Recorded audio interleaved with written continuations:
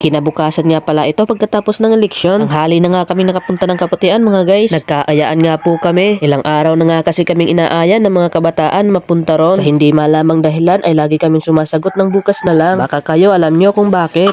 Kidding aside, bumili nga pala kami ng isang manok. Nakakataya na lamang namin doon sa aming pupuntahan. Fast forward, malapit na pala kami sa Kaputian. Tuwang-tuwa ang mga bata. Karaniwan naming pinupuntahan ay ang aming kubo. Mabuti lang pala at sumama si kuya. At sa daan ay kumuha siya ng buho. Gagawin niya pala itong gripo sa sibol na pag-iigiban niya ng tubig. Ito pala ang igiban namin ng mga inumin. Malinis na, presko pa. Malapit lang ito sa falls kagaya ng inyong nakikita. Habang inaantay namin si kuya, tuwang-tuwang naliligo ang mga bata. Sa wakas, satisfied ang cravings nila. Hindi ko masyadong pinakita, baka mapalo tayo ni Meta. At hindi nga nagtagal natapos na sa pag-iigib si kuya. At paiwan na muna kami ilang saglit pa. Kaya naman sila ay nauna na. Ngunit maya-maya lang ay inaya ko na rin umahon ang mga bata. Pinadala ko pala sa hipag ko ang cellphone ko kaya hindi ko na sila nakuha ng video. Ang gulo niya din mag-video.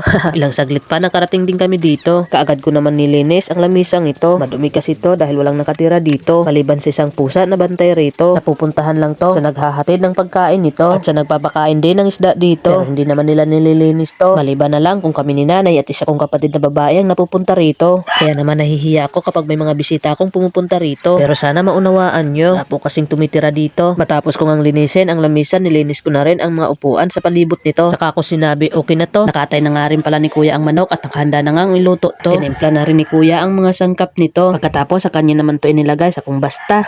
Basta pagdating sa lechon na ganto, major ni kuya to. What I mean is expert siya dito. Kaya mabuti na lang at sinamahan niya kaming pagpunta rito. Dahil kung hindi napapalaban tayo. Buti rin pala at dumating si tatay. Dahil siya naman ang nagbantay sa kanin na isinalang ko. Nauna lang siya ng kunti sa mga kapatid ko. Dumating pala kasi si Bunso at ang isa pang kapatid ko kasama ang mga kaibigan nila. Sila naman po pala ay magbubuko. Pero dahil may dala silang bigas, sinama ko na sa pagkasaing dito. Pero kinabahan ako dahil marami ng bigas ang nilagay ko sa kaldero. Kaya naman si tatay na ang nagbantay nung naisalang ko ito. Mabuti na lang kasi kung ako baka nahilaw pa to. Pero teka, baka napapatanong kayo nasaan ba kasi ang nanay ko? Ayun no, busy kasi siya sa pag-uuling dito. Halos lahat nga po ng video na ito ay kuha ko. Yung ibang kinikwento ko hindi ko na nakuha na ng video. Wala pa kasi tayong pambayad sa i-hire nating taga-video. Kaya sana pagtiyagaan nyo muna to hanggat sa makaahon-ahon tayo ng kunti rito. Sa totoo lang, abala kasi ito sa ginagawa mo. Pero dahil nga parte na ito ng trabaho ko, kasama dapat ito ng pinagtsatsagaan ko. Sensya na talaga at hindi ko nakahanan ang bawat anggulo. Ang gulo-gulo kasi nila mag-video kapag nakikisuyo ako. Baka sumakit lang ang ulo nyo habang pinapanood ang vlog ko. Kung umabot ka sa panonood hanggang dito, mag-react ka naman. At sa comment kahit tumawa ka lang. At kung inis ka din naman, okay lang. Char.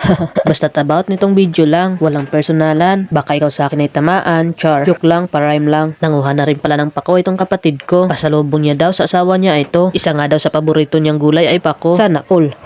Kidding aside, busy sa amin ang bawat isa. Si Bunso ang nyog ay kinayod na. Pangluto pala nila ito sa gulay na dala nila. Sila na nga ni Junjun ang tumirada. Pagkatapos ang tuyo ay prenito pa. Habang ang bawat isa ay busy pa. Konting break lang muna. Pwede na. Suga-suga na ito. May...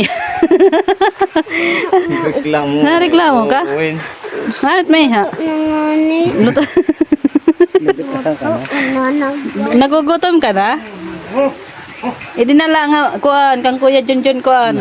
Sap-sap.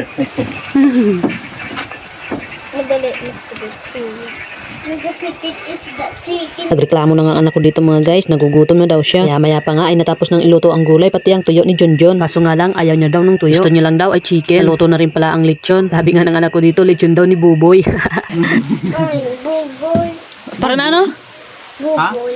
Buboy, parang bobo, parang kuno yung buboy. Boboy, Bye-bye. Tikat na kapalang mo. Namiss niya rin pala si Buboy na madalas naming kinakainan noon sa Baybay. O siya guys, kain na muna kami. See you next video.